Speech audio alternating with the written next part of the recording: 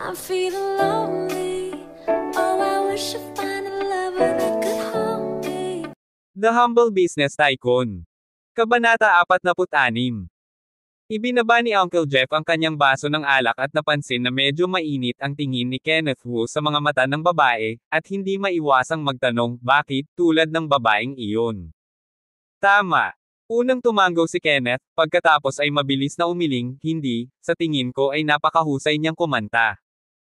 Sa hindi inaasahan, ang anak mo ay naghahabol din ng mga bituin. Hoy! Nga pala, may girlfriend ka na ba? Wala pa. Hindi alam ni Kenneth kung bakit tinanong ni Uncle Jeff ang tanong na ito, ngunit sumagot siya ng totoo. Kung ganoon, anong klaseng babae ang gusto mo? Maamo at maganda, mabait at mapagbigay. Kung gayon. Inilapit ni Uncle Jeff ang kanyang ulo at nagtanong na may kakaibang ngiti, ano ang tingin mo sa aking anak na si Jenny? Ano? Nagulat si Kenneth. Mabilis kong napagtanto na gustong iparehan ni Uncle Jeff ang kanyang anak na babaeng si Jenny sa akin. Ngumiti siya, at sinabing walang kabuluhan, maganda at mapagbigay si Miss Leo, napakabuting babae. Kung ganoon gusto mo bang? Tito Leo, halika para uminom.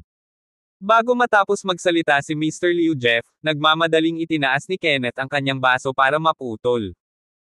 Hindi pa rin niya masagot ang tanong nito. Kung tutuusin, kamakailan lang niya nakilala si Miss Jenny Leo, at hindi sila nagkakaintindihan. Mabaho kang bata ka.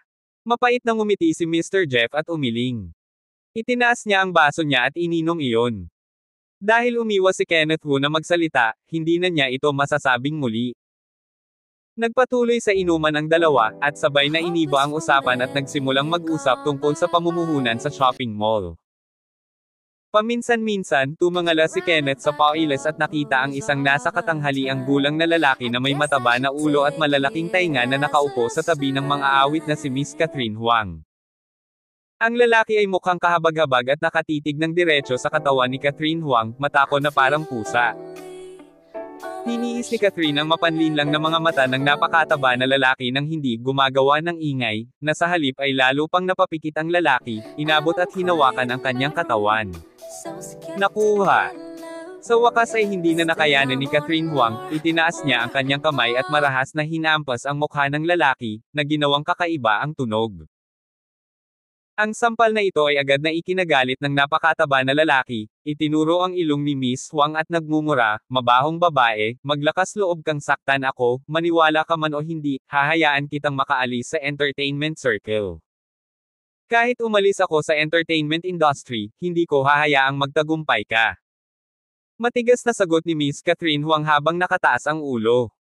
Mabaho binibini, matigas ang pakpak, di ba? Tingnan natin kung paano ka nililinas ni Lao Su ngayon. Itinaas ng matabang lalaki ang kanyang manggas at naghanda para turuan si Miss Huang. Ang takot na si Catherine Huang ay umiwas sa kanyang leeg at bumangon upang makatakas.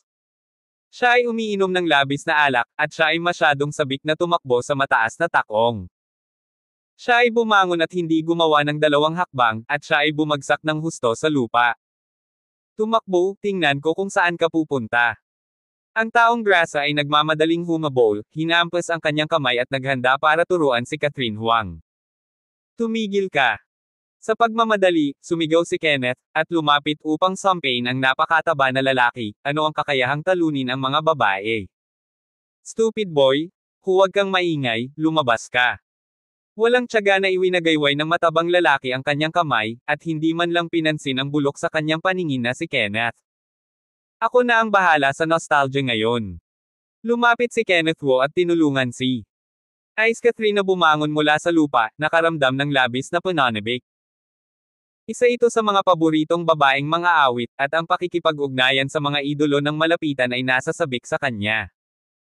Sa totoo lang, sa sandaling hinawakan niya ang katawan ni Miss Catherine Huang, tumibok ng malakas ang puso niya, at nanginginig ang mga braso niya. Hindi gaanong nagsalita si Miss Catherine, ngunit binigyan niya si Kenneth ng isang mapagpasalamat na tingin. Kung gusto mong maging maingay, natatakot ako na wala kang kakayahan. Nanlamig ang mata ng taong grasa, at natatakpan siya ng taba, kilala mo ba kung sino ako? Hindi alam. Pagkatapos ay sasabihin ko sa iyo, ako si Miguel Cao, ang boss ng HSBC Media. Kung kilala mo ako, umalis ka dito. Itinaas ng matabang lalaki ang kanyang ulo at ibinalita ang kanyang pangalan. Napakayabang niyan. Ang isang maliit na kumpanya ng media ay talagang itinuturing ang sarili bilang isang ugat. Walang pakialam si Kenneth. Narinig ko na ang tinatawag na HSBC media noon, at ang mga awit na si Miss Catherine Huang ay pinuri nila. Ikaw. Nanginginig sa galit ang matabang katawan ni Miguel, naglabas siya ng card mula sa kanyang bulsa at hinampas ito sa mesa. Silly boy, alam mo ba kung anong card iyon? Global International Club Diamond Card. Nakita na ni Kenneth ang Diamond Card noon, at natural niyang makikilala ito. Bilang kabata ay kilala na, oo, ito ang drill card. Niyugyug ni Miguel Cao ang kanyang kwelyo, na nagkukunwaring puno ng pagbabanta, basta mag-uutos ako, may magtatapon sa iyo kaagad dito. Maaaring hindi kayang takutin ng kanyang pagkakakilanlan ang kalaban, ngunit ang diamond card na ito ay tiyak na magugulat sa sinuman. Ang sinumang pumupunta dito para sa pagkonsumo ay alam na ang diamond card ay may malaking awtoridad sa club, napakalaki na walang mga bisitang ng ahas na saktan ito. Hindi ako naniniwala. Tumingin ng diretso si Kenneth sa matabang lalaki sa kanyang harapan, ang kanyang ekspresyon ay kalmado ng walang anumang alon. Good boy, ipaalam sa iyo kung gaano ako kagaling ngayon. Pagkatapos sabihin ito ni Mr. Miguel, kinuha niya ang kanyang cellphone at nagsimulang tumawag. Pagkatapos ng tawag, lalo siyang nagmukhang mayabang, malapit na kayong itapon na parang basura. Pagkatapos nito, inilagay niya ang kanyang mga kamay sa kanyang mga bulsa, na tila naghihintay ng isang magandang palabas. Hindi nagsalita si Kenneth. Sa kabaligtaran, si Catherine Huang, na nasa tabi niya, ay bahagyang sumimangot, at hindi maiwasang lihim na mag-alala. Alam niya kung ano ang ibig sabihin ng diamond card, at kapag dumating ang mga tao sa club, tiyak na itatapon ang batang nasa harapan niya. Hindi nagtagal, ang may-ari ng club na si Mr. Brandon Lin ay nagmamadaling pumunta kasama ang mahigit 100 bodyguard. Mr. Lin. Madalas na pumupunta si Miguel sa club para maglaro, at natural na kilala niya ang sikat na Mr. Brandon Lin. Siya ang nagkusa na kumustahin, at sinabi kay Mr. Lin, magulo Mr. Lin na itapon ang batang iyon para sa akin. Pagkasabi nito ay umatras siya sa gilid, tuwang-tuwang naghihintay sa magandang palabas. Inakay ni Brandon ang mga tao na maglakad ng mabilis sa harap ni Kenneth at yumuko ng malalim para batiin siya, Mr. Wu. Nang lumabas ang mga salitang ito, napatulala si Miguel Cao. Hindi niya inaasahan na yuyuko ang may-ari ng marangal na Universal Club sa isang mabalahibong batang lalaki. Kaya pa bang umakyat sa isang malaking tao tulad ni Mr. Lin ang isang hamak na tanggang bata? Ito. Ano ang sitwasyon? Napatulala din si Catherine Huang. Hindi rin niya inaasahan na si Mr. Brandon Lin, na matigas at superior sa likod ng entablado, ay magiging magalang sa isang batang bata. Ito ay ganap na hindi tugma sa pagkakakilanlan ng may-ari ng Global International Club. Nung una, nag-aalala ako na baka itapon ang bata, pero sa huli, hindi na itapon ang bata, kundi magalang din ang pakikitungo sa kanya ni Boss Lin, na talagang nakakaloka. Hindi niya maiwasang lihim na magtaka, sino ang batang ito. Pagkatapos gumaling, pinagpag ni Miguel ang diamond card at pinaalalahanan si Mr. Lin, President Lin, mayroon akong diamond card. Sana ay sumunod ka sa mga alituntunin ng club at itapon ang batang ito. Alam mo ba kung ano ang mga patakaran? Lumingon si Brandon Lin para tingnan si Mr. Miguel, at blanko na nagtanong. Ang panuntunan ay i-drill ang card kaysa sa gintong card para manloko. Mali. Malamig na sumabad si Brandon, itinuro si Kenneth Wu at sinabing, sa club na ito ngayon, si Mr. Wu ang panuntunan, at ang bawat salitang sasabihin niya ay ang panuntunan. Siya. Ang puso ni Miguel Cao ay nanginginig ng husto, at ang kanyang mga mata kay Kenneth ay naging malalim, ang kanyang mga mata ay puno ng takot. Kabanata 47. Noon lang niya naunawaan na ang hamak na batang lalaki sa kanyang harapan ay hindi isang ordinaryong tao, ngunit isang masamang tao. Ang taong makakapagtakda ng mga patakaran ng laro sa Universal Club ay tiyak na isang papel na mas dayaan kaysa kay Linan. Anong papel ito? Kinikilabutan ako kapag naiisip ko ito, at nakakaramdam ako ng takot pagkatapos isipin iyon. Sa pag-iisip nito, nagmamadaling humingi ng tawad si Miguel Cao kay Kenneth Wu, paumanhin, hindi ko lang kilala si Taishan. Hindi mo kailangang humingi ng tawad sa akin. Ang taong kailangan mong humingi ng tawad ay si Miss Wang, malamig na paalala ni Kenneth. Oo. Pagkatapos sumagot ni Miguel, ibinaba niya ang kanyang katawan at humingi ng tawad kay Miss Catherine Huang. Miss Huang, nagkamali ako noon. Humihingi ako ng tawad sa iyo. Kung hindi niya iniyuko ang kanyang ulo ngayon, ang naghihintay sa kanya ay pagkawasak. Hindi nagsalita si Catherine, ngunit tumingin kay Kenneth na may ganoong klase ng malalalim na mata. Bigla siyang na-curious sa lalaking nasa harapan niya. Dati na siyang nakapunta sa Universal Club, at hindi pa siya nakakita ng ganoon kalakas na customer. Maaari mong isipin ang lakas ni Mr. Brandon Lin. Ngayon mas na-curious ako, sino ang batang ito? Huwag mo na akong makitang muli sa hinaharap, maglakad ng dahan-dahan at huwag mong ihatid, gumawa si Kenneth ng kilos ng pakiusap at naiinip na sinabi. Salamat sa iyong awa. Matapos siyang pasalamatan ni Miguel Cao, tumakas siya rito sa kahihiyan, dahil sa takot na panagutin muli ng batang ito. Matapos paalisin si Miguel, ngumiti si Kenneth at sinabi kay Bindun Lin, Merlin, mangyaring magpatuloy. Okay. Ano ang order para doon sa tawag? Bahagyang tumango si Mr. Lin, at inilayo ang mga tao rito. Hello, Miss Wang? Ang pangalan ko ay Kenneth Wu. Ako ay tagahanga mo. Nagkusa si Kenneth na iunat ang kanyang kanang kamay at nagpakilala. Nang makitang nasa harapan niya na ang paborito niyang mga awit, hindi niya pa rin mapigilan ang kanyang kagalakan at kaba sa loob. Kamusta? Inabot ni Miss Catherine Huang at niyugyug si Kenneth, at sinabing, salamat ngayon sa pagtulong sa akin. Maaaring ito ay espiritu ng alak, ang mga pisngi ay namumula sa sandaling ito, at maging ang mga salita ay puno ng alak. Karangalan kong tulungan si Miss Wang. Napalunok si Kenneth, hindi alam kung ano ang sasabihin. Dati pangarap kong makilala ang magandang singer na ito, pero ngayon, may pagkakataon na akong makilala siya, pero medyo lugi siya. Masakit ulo ko ngayon. LD na ni Catherine Huang ang kanyang mga templo gamit ang kanyang mga kamay, nakasimangot sa sakit. Maaari mo ba akong bigyan ng pabor? Masaya akong tumulong. Pwede mo ba akong aliwin? Siyempre walang problema. Salamat. Napasubsob ang ulo ni Miss Huang, at nahihilo siya nang malapit na siyang mahulog. Ngayon ay ganap na umatake ang alak. Sa kabutihang palad, mabilis na inabot ni Kenneth at niyakap si Miss Catherine Huang. The best talaga ang babaeng ito, matambok ang katawan, perpektong katawan, at kaunting haplos ay nagpapasaya sa kanya. Sa ganoong kalapit na pakikipag-ugnayan sa idolo, bumibilis na naman ang pintig ng kanyang puso, at muling nagiging tense ang kanyang puso. Sa kabutihang palad, si Catherine Huang ay lasing na ngayon at walang malay. Inaantok na siya ngayon, kung hindi ay mapapahiya siya. Hoy! Niyugyug ni Kenneth Wu ang katawan ni Miss Catherine at nagtanong, hindi mo ba sinabi sa akin kung saan ang iyong tahanan? Hoy! Saan ang bahay mo? Matapos magtanong ng ilang beses, ang babaeng te ay hindi tumugon na parang putik. No way! Kinalangan kong yakapin ang babae ng patagilid.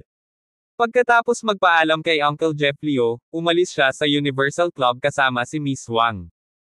Noong una ay gusto kong dalhin ang babaeng ito sa hotel, ngunit pagkatapos ay naisip ko ito, kung sakaling hindi maintindihan or makuna ng larawan, tiyak na masisira ang reputasyon ng babaeng ito.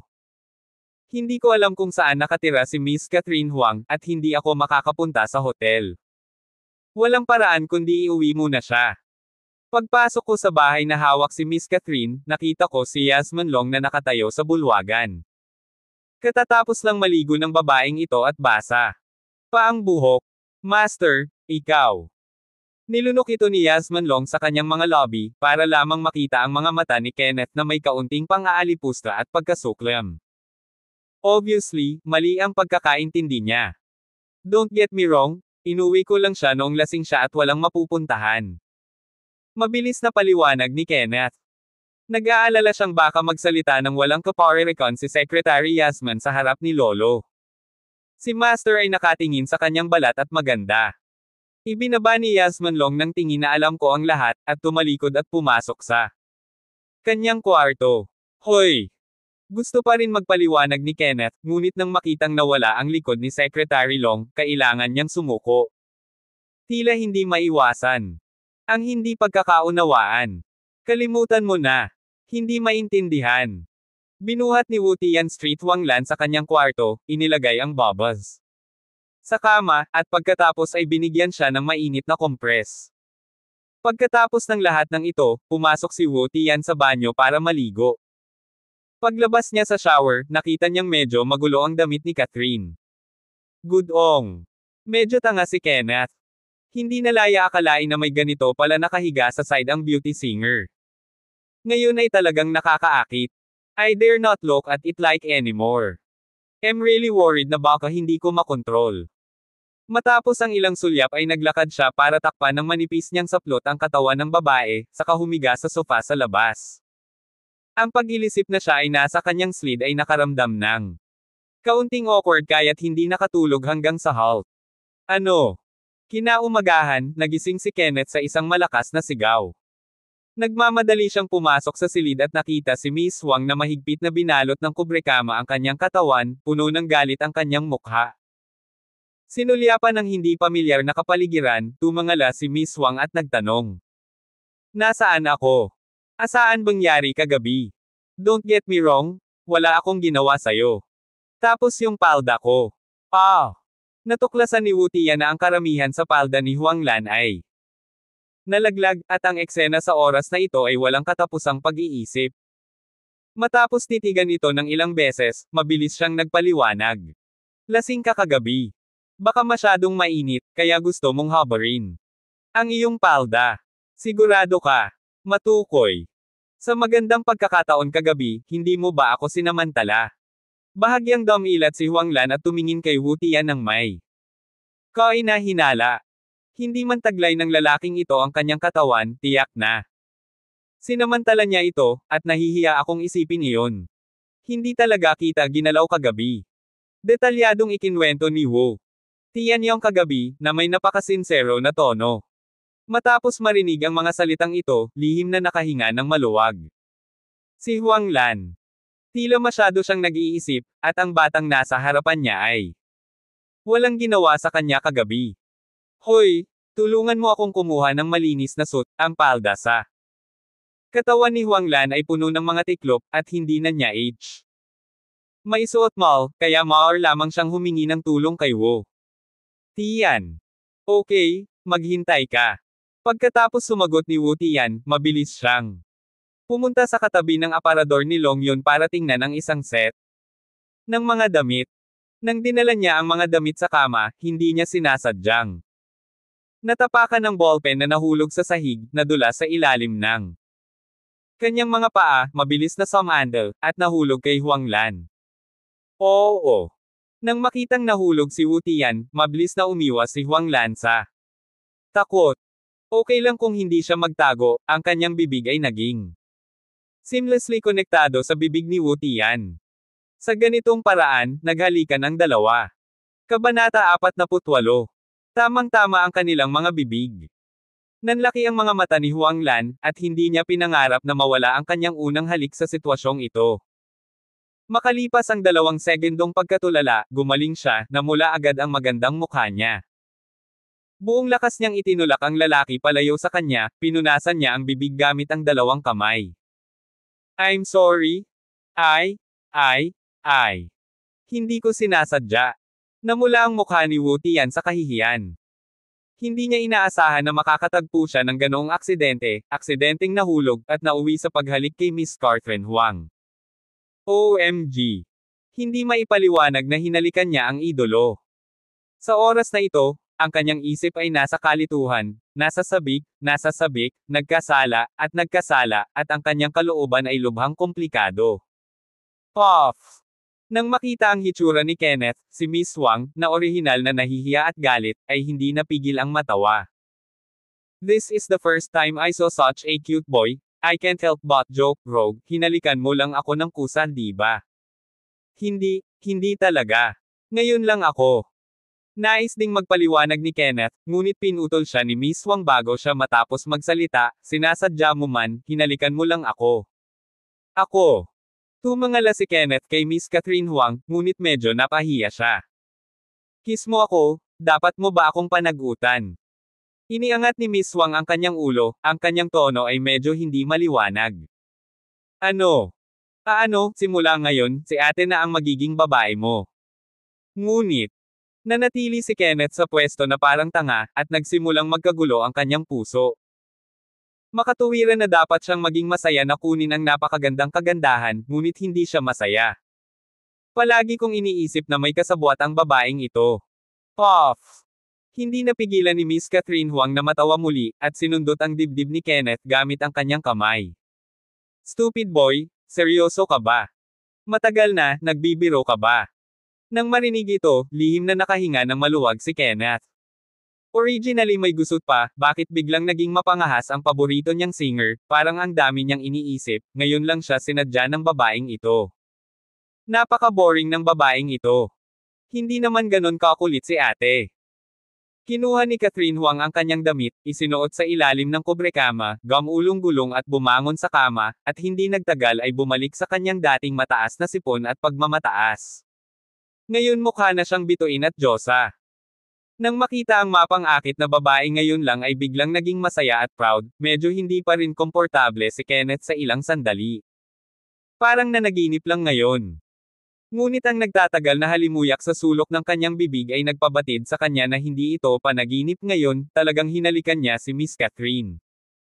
Sa pag-iisip na halikan ang idol star, hindi maipaliwanag na masaya si Kenneth. Boy, anong tinatawa-tawa mo? Inayos ni Kenneth Huang ang kanyang damit at nadatnan si Kenneth Hu na nakatitig sa kanyang mukha at tumatawa. Wala. Bumalik sa katinoan si Kenneth, at mabilis na inalis ang kanyang tingin kay Miss Huang, ang ekspresyon ng kanyang mukha ay labis na nahihiya. Kiss mo ako, secretly proud ha? Hindi. Hindi naman namula si ate, bakit ka namumula? Ako. Hinawakan ni Kenneth ang kanyang hindi gaanong manipis na balat. Sa harap ng idolo niya, hindi niya talaga kayang bitawan. Inilipat ni Catherine Huang ang kanyang ulo ng may mapaglarong tingin, hoy, hindi ba ito ang unang halik mo ngayon lang? Siyempre hindi. Puff! Nakakatawa ka. Muling ngumiti si Catherine Huang, nanginginig ang kanyang ngiti at mapanokso. Hoy! 2 beses tumawa si Kenneth Hu. The current atmosphere made him very uncomfortable, and he simply changed the topic. I am your fan, can you sign me? Walang problema. Kinuha ni Miss Huang ang isang panulat at papel mula sa mesa, at masayang isinulat ang kanyang pangalan at ibinigay ito. Salamat. Matapos matanggap ang autograph, hindi maipaliwanag na nasa sabik muli si Kenneth. Ngayon sa wakas nakuha ko na ang pirma ni Miss Huang hayon sa gusto niya. Ako ang dapat magpasalamat. Hinaplos ni Huang Lan ang kanyang tenga at buhok, at nakangiting sinabi, sa Global International Club kagabi, salamat sa pagtulong sa akin. Hindi mo kailangang maging magalang. Pero hindi ka naman nahirapan di ba? Tumigas ang ekspresyon ni Kenneth sa loob ng ilang segundo, at isang nakakahiyang ngiti ang sumilay sa gilid ng kanyang bibig. Ang mahalikan ng isang superstar na tulad ni Miss Catherine, talagang hindi ito nasaktan kay Kenneth. Ngunit ito ay medyo kakaiba. Matagal na akong hindi nakakita ng nakakatawang batang katulad mo. Nang makita ang ekspresyon ni Kenneth, itinikom ni Miss Catherine ang kanyang mga labi at sinabing, I should go. I see you off. Hindi na kailangan. Naglakad palabas si Catherine gamit ang mahahabang paa, at biglang tumalikod nang naglakad siya papunta sa pinto. Napaka-relax at masaya akong kasama ka, ito ang business card ko, Column. Ibinaba ni Catherine Huang ang kanyang business card, nag-iwan ng makahulugang ngiti, at mabilis na umalis. Column. Pagtingin sa likod ng babae, napatulala si Kenneth. Nakakagulat talaga. Hindi ko akalain na ang magandang singer na kadalasang nasa taas ay may hindi kilalang charming side. Lalo na nung inaasar lang siya ng babae, wala talaga siyang poster na bida, walang pinagkaiba sa maliit na babae. Hanggang sa lumabas ng silid ang babae ay bumalik si Kenneth sa kanyang katinoan, inabot at hinawakan ang kanyang bibig, na nagtatagal pa rin ng halimuyak sa kanyang bibig. Nang siya ay nagkaroon ng walang katapusang aftertaste ng halik, ang pinto ay itinulak, si Yasmin Long ay pumasok, at sinabing blanco, tapos na. Tapos na. Matapos sagutin si Kenneth Wu, nalaman niyang mali ang tono ni Secretary Yasman. Mabilis na binago ang kanyang mga salita, "Don't get me wrong, walang nangyari sa akin at sa babaeng iyon. Masaya si Master. Sa totoo lang, ako. Tama iyan." Huminto si Miss Yasman nang hindi hinintay na magpaliwanag si Kenneth, tumawag ang matandang lalaki. "Ano ang mga tagubilin ni Lolo? Huwag kang umasa sa futures investment na doblehin ang iyong mga ari-arian sa lalong madaling panahon para mabiglo mo ang iba pang mga kahaliling tagapagmana." Talaga. Hinaplos ni Kenneth ang kanyang baba ng may pag-iisip. Parang iniisip ni Lolo na mabagal ang pag-unlad niya ngayon. Hinihimok siya nito na pabilisin ang pag-unlad at kumpletuhin ang gawain sa lalong madaling panahon. "Master, ano sa tingin mo?" Sinubukan ni Yasman Long na magtanong. Sa panlabas, siya ay tila magalang at magalang kay Kenneth, ngunit ang kanyang tono ay halatang nagdududa sa kakayahan ni Kenneth. "Hindi mo naiintindihan ang sinabi ng young master."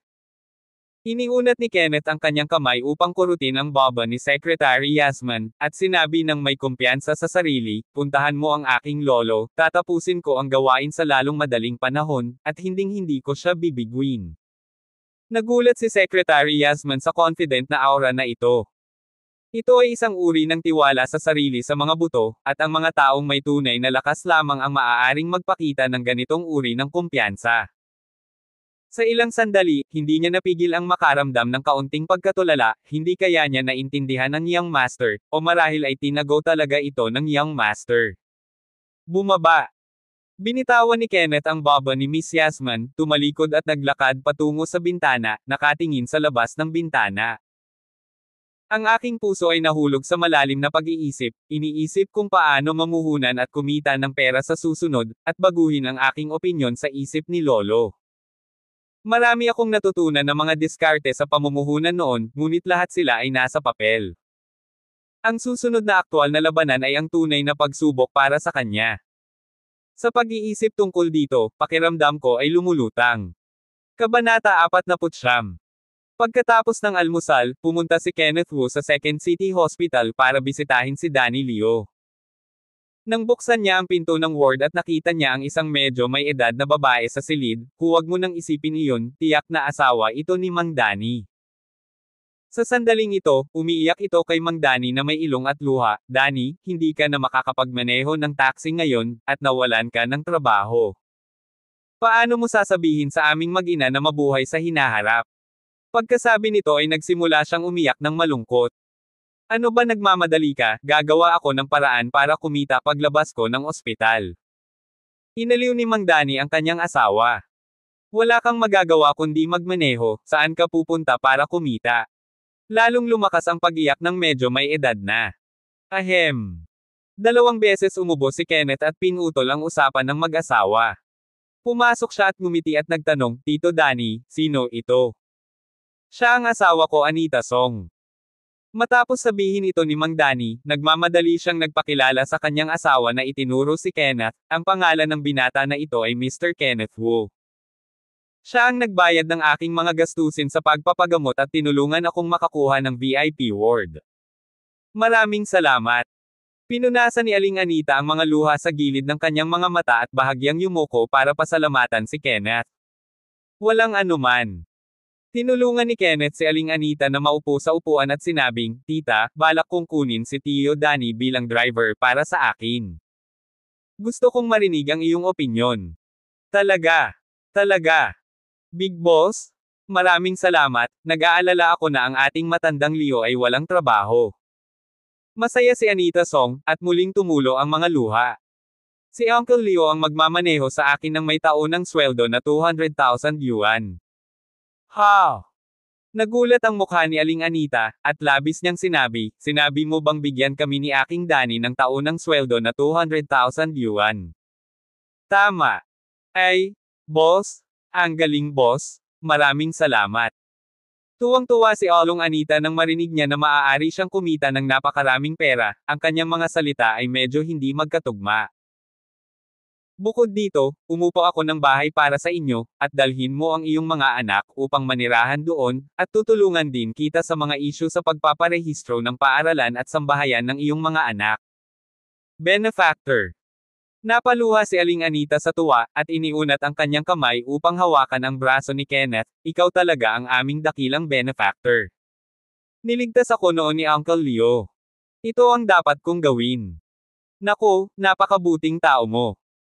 Hindi maitago ni Aling Anita ang kanyang pananabik, lumingon siya at sinabi kay Mang Danny, Matandang Leo, napakapalad mo, ang ating pamilya ay nakatagpo ng isang kilalang tao sa pagkakataong ito. Oo. Tumango si Mang Danny, at ang kanyang puso ay naging labis na nasasabik sa oras na ito. Kailangan mong magtrabaho ng husto sa iyong boss sa hinaharap, at dapat mong gantihan siya ng mabuti. Oo, kailangan kong magtrabaho ng husto kay Boss Wu. Inangat ni Mang Danny ang kubrekama, bumangon mula sa kama ng ospital, at sinabi kay Kenneth, Boss Wu, lalabas na ako sa ospital ngayon, at maaari na akong pumasok sa trabaho ngayong hapon. Huwag kang mag-alala, magpahinga ka muna saglit. I have recovered and I will be discharged from the hospital now. Pagkatapos sabihin ito ni Mang Danny, lumingon siya sa kanyang asawa at sinabing, Dali, halika at iuwi mo ako. Ipaubaya mo sa akin ang paglabas ng ospital. Matapos sabihin ito ni Kenneth, nagmamadali siyang lumabas ng ward at nagmamadaling tinulungan si Mang Danny na makalabas ng ospital.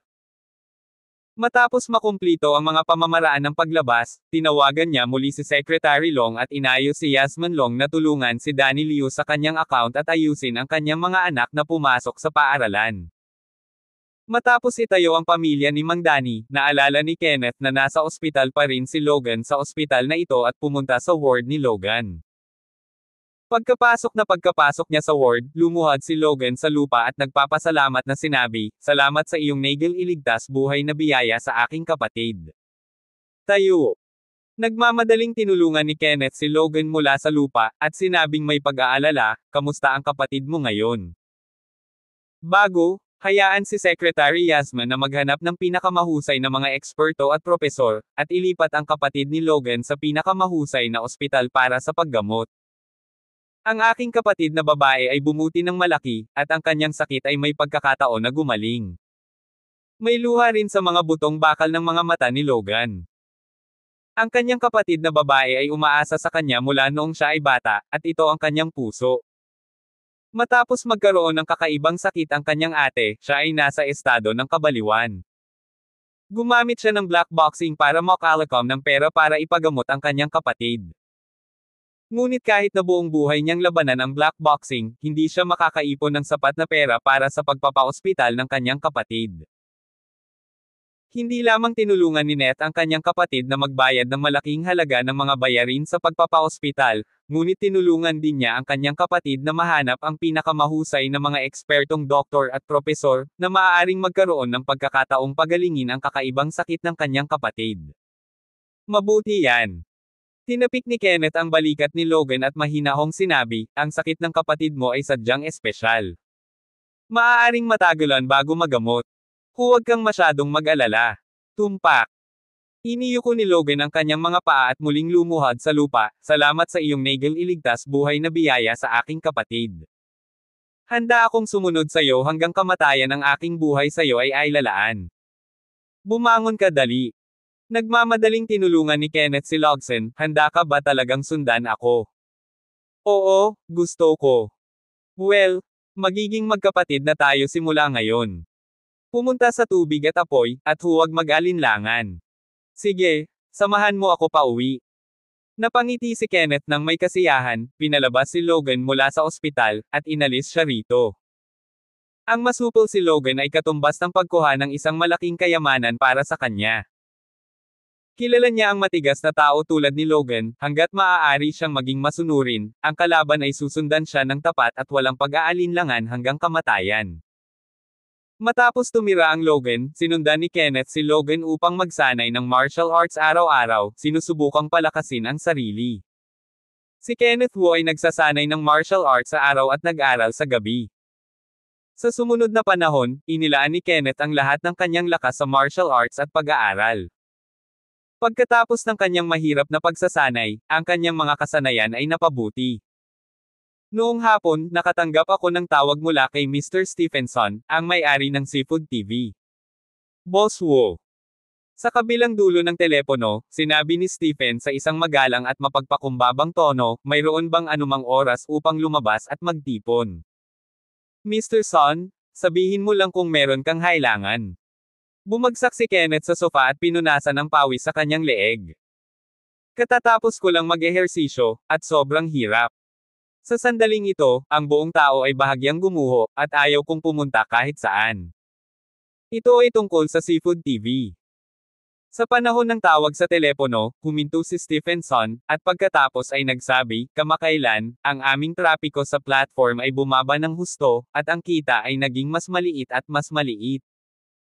Ako ay nag-aalala na ito ay magiging marginalized. Bakit ito nangyayari? Og.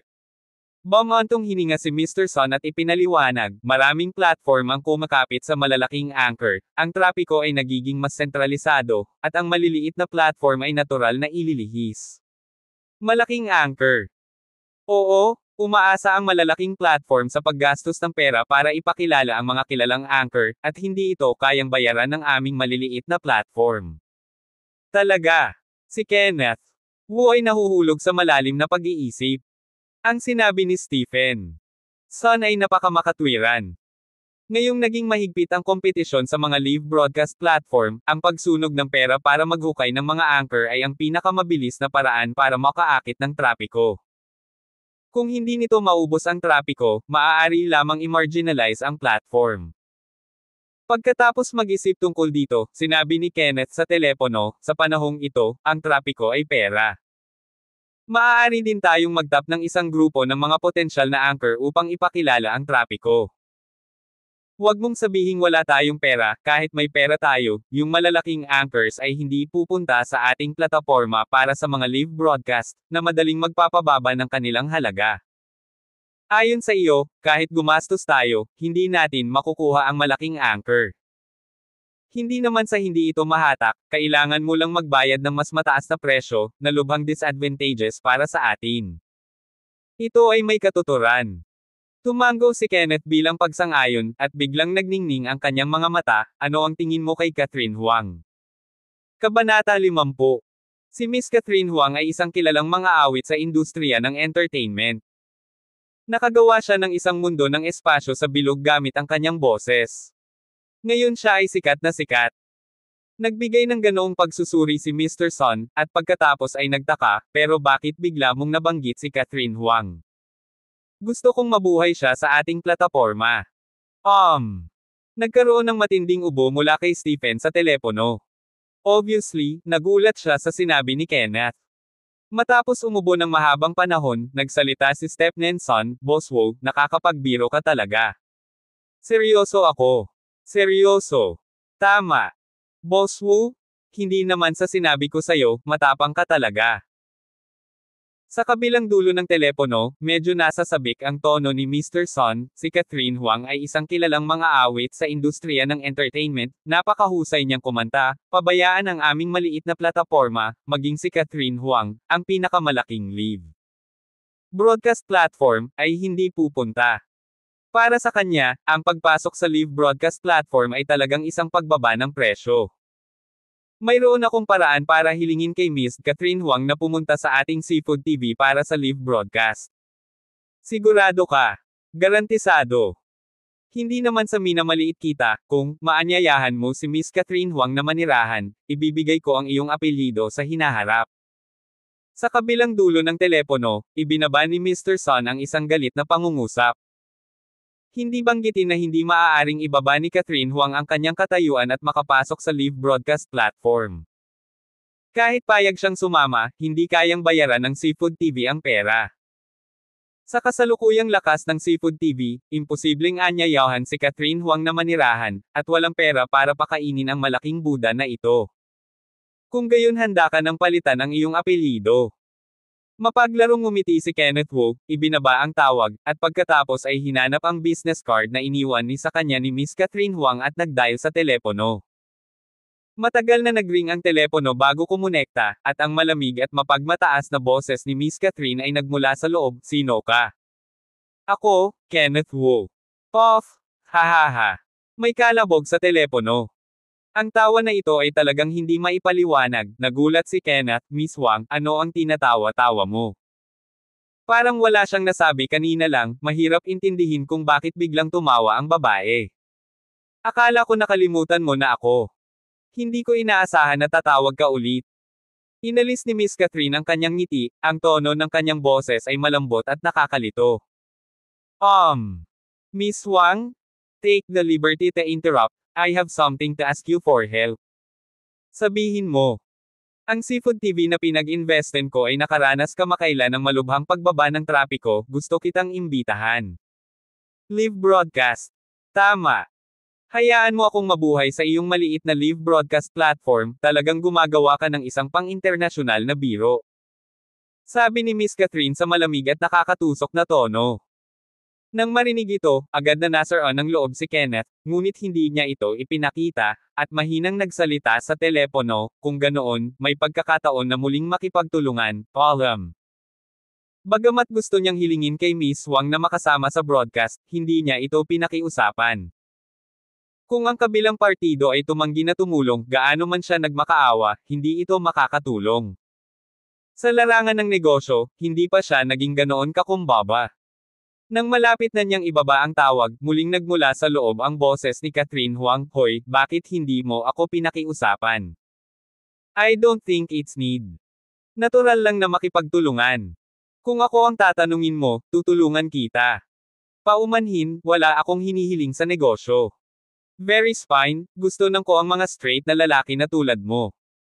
Muling dumating sa telepono ang masaganang tawa ni Catherine Huang. Pagkatapos ng tawa, nagpatuloy si Miss Catherine, para sa iyong cuteness, nagpa siya si ate mo na tulungan ka. Cute. Dahil sa pang-uri na ito, napatulala si Kenneth. Okay, let's talk about the live broadcast. Pumunta ka sa aming platform bilang isang anchor, at ang bayad sa pagpirma ay 50 milyong yuan, nahahati sa 7 at 3 sa inyo, paano ito? Gumawa si Kenneth ng ganoong kondisyon. Sa kasalukuyang sitwasyon ng Seafood TV, hindi pwedeng magbukas ng malaking presyo, at mabibigyan lang ng malaking contract fee ang malaking anchor. Kung gagamitin ang kasalukuyang market price ni Miss Catherine Huang, siguradong hindi bababa ang 50 million signing fee, kahit papaano ay doblehin pa. Hindi pwede. Kung ganoon ano ang gusto mo? Ayoko ng signing fee. Kung ganoon ano ang gusto mo? Gusto kita. Ubo. 2 beses umubo si Kenneth Wu at naging kakaiba ang kanyang ekspresyon. Hindi pa ako tapos magsalita, huwag kang excited. Itinikom ni Catherine Huang ang kanyang mga lobby at idinagdag, gusto kong imbitahan mo ako sa hapunan ngayong gabi. Kumain. Tama. Ganoon ka simple. Tama. Kung hindi mo kailangan ng 50 million signing fee, hayaan mong imbitahan kita sa hapunan. Medyo kakaiba ang pakiramdam ni Kenneth Wu. Oo, simple lang naman ang kondisyon ni ate. Okay, walang problema, basta pumunta ka sa Seafood TV live broadcast, sasagutin ko ang mga pagkain mo sa hinaharap. Ayan. Pupunta muna ako sa platform mo para magparehistro. Ang Iday singer na si Miss Catherine Huang, at manunood ako ng live broadcast mo mamaya. Natapos magsalita si Miss Catherine Huang at direktang ibinaba ang telepono. Tawag. Napabuntong hininga si Kenneth. Hindi niya akalain na pipirmahan niya ang isang kilalang babaeng mang-aawit ng hindi gumagastos ng kahit isang sentimo. Nakakagulat talaga, pero hindi ko akalain na hindi pipirma ng kontrata ang babaeng ito. Natuwa ako saglit, nagmamadaling binuksan ang Seafood TV client, hinanap ang mang-aawit na si Catherine Huang, at kaagad na lumitaw ang isang bagong rehistradong user, ngunit hindi pa nagsisimula ang broadcast. Ang Seafood TV ay isang maliit na plataporma. Walang napakaraming mga paghihigpit sa live na broadcast, ngunit nangangailangan din ito ng isang serye ng mga sertipikasyon. Matapos maghintay ng halos 5 minuto, nakita kong pumasok si Miss Catherine sa live broadcast. Sa oras na ito, nakasuot siya ng round neck black lace shirt na may nakakalat na buhok. Siya ay kaakit-akit, sexy, kaakit-akit at mahal. Bilang isang kilalang mang-aawit, ang kanyang ugali ay mas mataas ng ilang grado kaysa sa mga internet celebrity anchor, at ang kanyang madalas na pagngiti ay maganda. Siya ay isang bagong dating na nagsimula lamang sa pagsasahimpapawid. Kung walang publisidad at promosyon, natural na wala siyang kasikatan. Nakatitig sa babae sa live broadcast room, nag-click si Kenneth para sundan at naging unang fan na sumunod kay Miss Catherine Huang. Si Miss Catherine ay gumawa ng ilang mga pagsasaayos at nagsimulang kumanta ng isang kanta na sumikat nang siya ay sumikat. Ang babaeng ito ay may kakaibang boses, at magaling siyang kumanta. Sa natural na boses at profesional na pagsasanay, perpekto ang kantang kinakanta niya, parang natural na tunog. Anyway, nabighani si Kenneth dito. Hindi nagtagal, sunod-sunod na pumasok ang mga turista sa silid. Nadama ng maraming tao na pamilyar si Catherine Huang at nagtanong sa pampublikong screen. Sino ito? Napakaganda ng kagandahang ito, kamukhang kamukha niya ang mga awit na si Miss Catherine Huang. Si Catherine Huang talaga to, tama. Imposible, paano makakarating sa live broadcast ang isang malaking bituin tulad ni Miss Catherine? Oo, talagang imposible.